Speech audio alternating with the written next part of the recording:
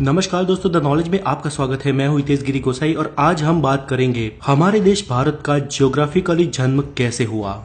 आज से करीब 20 करोड़ साल पहले हमारी धरती पर आज के दिखने वाले डिवाइडेड कॉन्टिनेंट्स नहीं थे।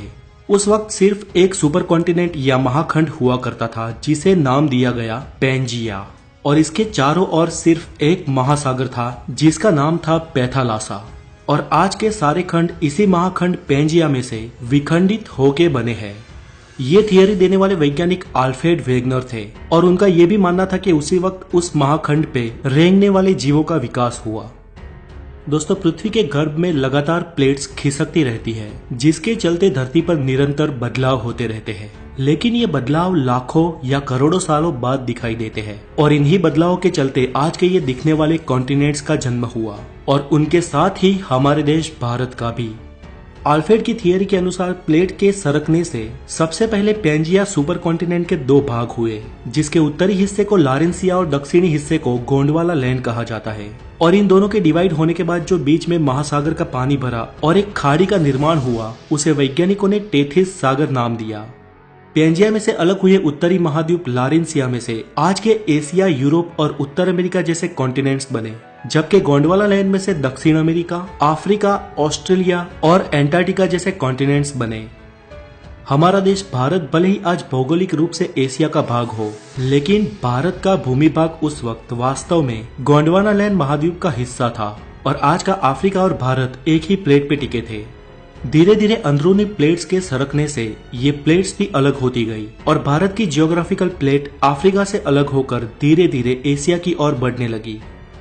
वो आज के लद्दाख हिस्से की ओर लगातार बढ़ती रही और एक समय इस प्लेट का एशिया के लद्दाख वाले हिस्से पे टकराव हुआ।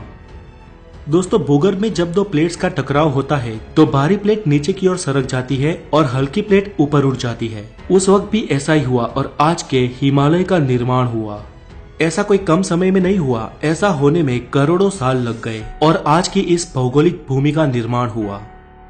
दोस्तों, आज भारत सिर्फ एक ही टेक्टोनिक प्लेट पे टिका है और लगातार ये भारत की भारी प्लेट हिमालय की ओर दब रही है और हिमालय दिन ब दिन ऊपर उठ रहा है। इसके साथ ही हिमालय के सारे पर्वतों की और माउंट एवरेस्ट की हाइट भी साल दर साल बढ़ रही है।